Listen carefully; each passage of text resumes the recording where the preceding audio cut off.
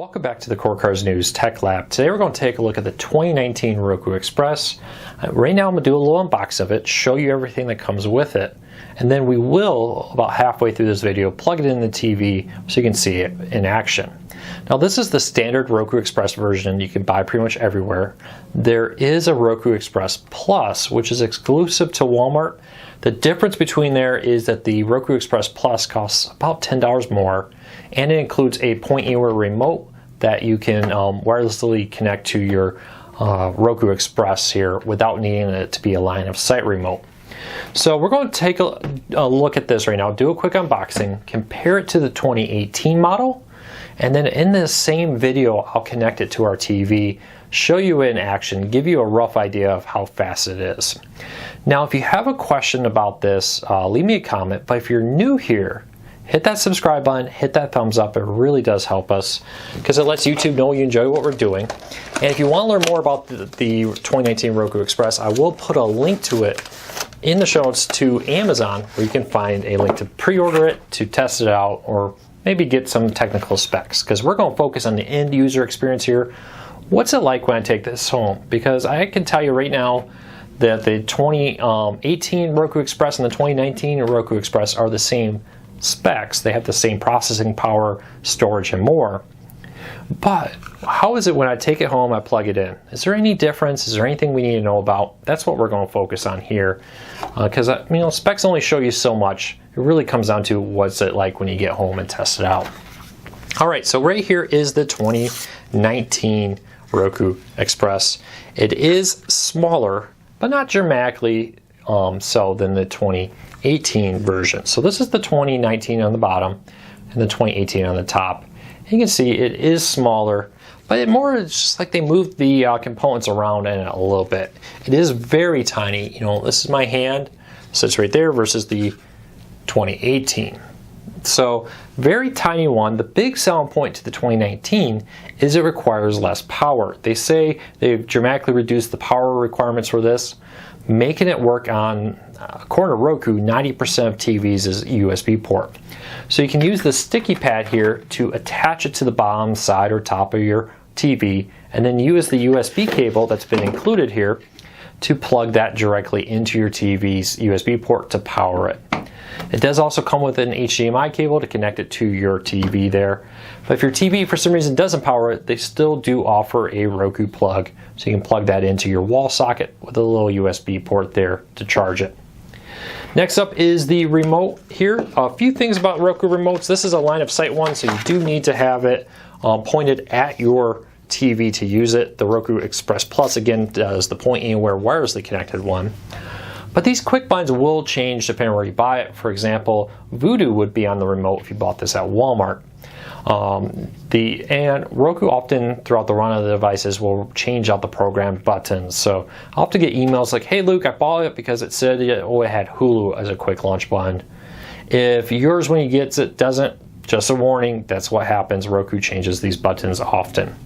But it does use the new improved Roku buttons here with the larger play pause button and back and forth. Just a lot nicer than the older one, which had a much smaller set of buttons here, which could have been in the dark, harder to find.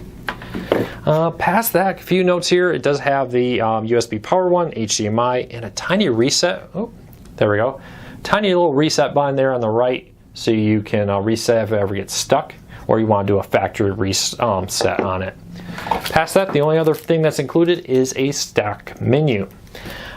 Honestly, not really much difference in this past those two little things. So I'm going to go test this out, plug it into the TV, and let you know what I think about it.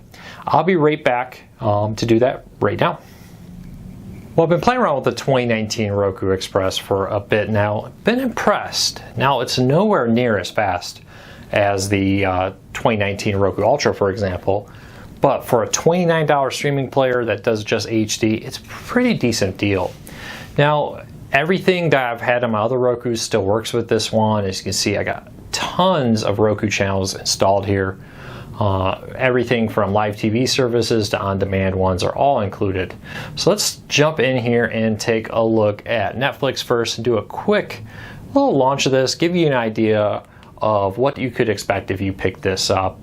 Let's jump into the office real quick, hit play, and as you can see, not as fast as the Roku Ultra, but that's pretty decent. Let's check out Sling TV. Live TV services are much more demanding, especially ones like Sling TV, YouTube, etc. It's not an on-demand poll that they're making, it's a live one as they do this. Let's just quickly jump into this Pac-12 channel. I can't hang out here long, I don't want a copyright strike. But as you can see there, very quick getting into it. I just hit the home button, and it's pretty decent getting back to the home screen here. We can do one more test here real quick and show you a system restart. So here is reboot from scratch of the 2019 Roku Express being charged by this TV. So I just have a power cable going into the TV, not the wall outlet, which is something Roku says with this model you can definitely do. So we'll see. Definitely, again, slower than the Roku Ultra, but you're not paying $100 for this, you're paying $29.99. So decent though, not bad. If you power it off your TV's USB port, you're going to have to see this boot screen every time you plug it in, which may make you want to go and get the version, or plug it directly into the wall, I should say, through the USB port wall charger that comes supplied, so you don't have to see that reboot. But as you can see, I'm already getting into Netflix. I could have done it a lot quicker if I was paying attention to when it finished the booting there instead of talking. But I would say definitely a good device. If you have an HD TV somewhere in the house that's not 4K, just a TV that maybe the kids use, or it's just in a junk part of the house, I would say, yeah, give this a try, see if it meets what you want. I'm pretty happy with it. I would say this is also a great travel device. Roku sticks are definitely probably a better travel device, but for $29.99, take this on the road with you. If it gets busted or damaged in shipping or in travels, I wouldn't be all that concerned versus maybe trying to travel with a $200 high-end Apple TV, for example, or a $100 Roku Ultra. So 2 thumbs up. Comparable performance to the 2018 model.